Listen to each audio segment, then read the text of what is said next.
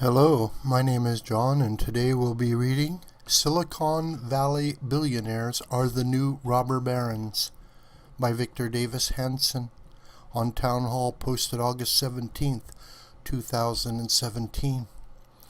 Victor Davis Hanson is a noted historian and social critic whose philosophies are rooted in classicism.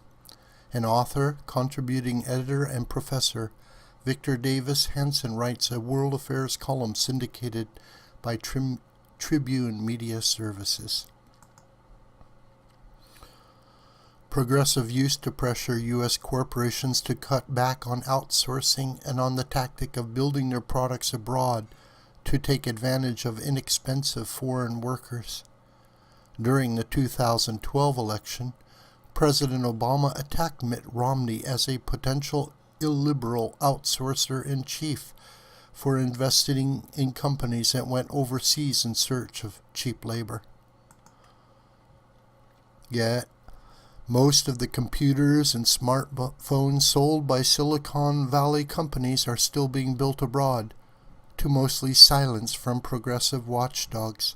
In the case of the cobalt mining that is necessary for the production of lithium-ion batteries in electric cars, thousands of child laborers in South Africa are worked to exhaustion. In the 1960s, campuses boycotted grapes to support Cesar Chavez's unionization of farm workers. Yet it is unlikely that there will be any effort to boycott tech companies that use lithium-ion batteries produced from African-mined cobalt. Progressives demand higher taxes on the wealthy.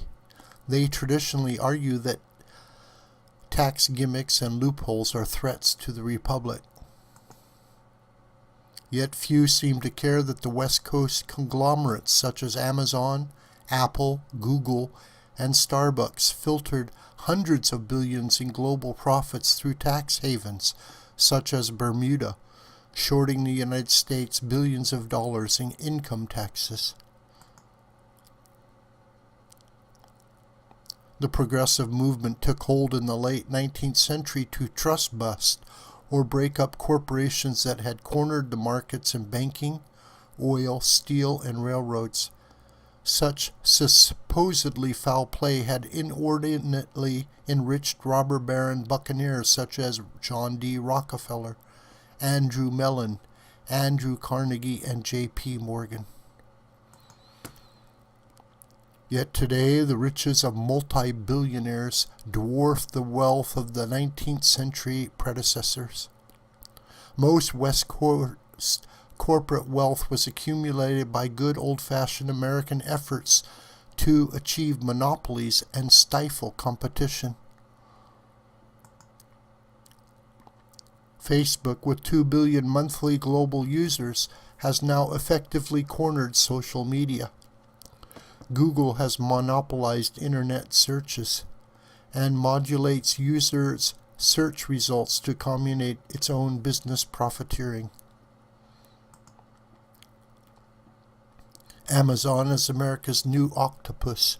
Its growing tentacles incorporate not just online sales but also media and food retailing.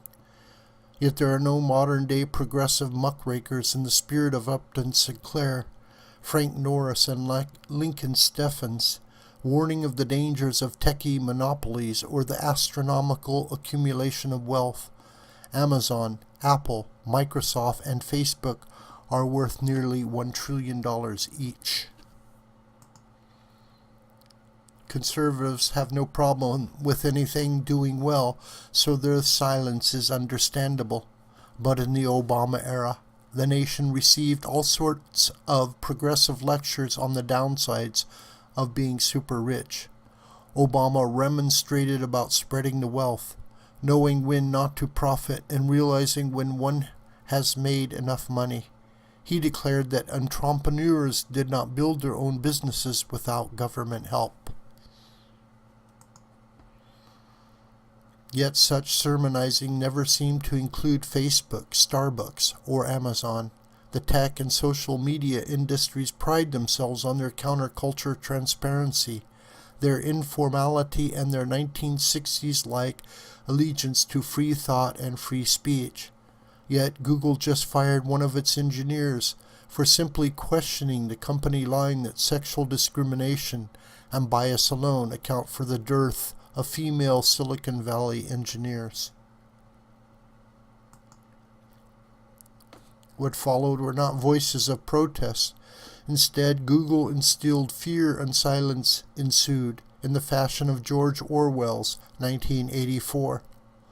On matters such as avoiding unionization, driving up housing prices, snagging crony capitalist subsidies from the government, and ignoring the effects of products on public safety, such as texting while driving, Silicon Valley is about as reactionary as they come.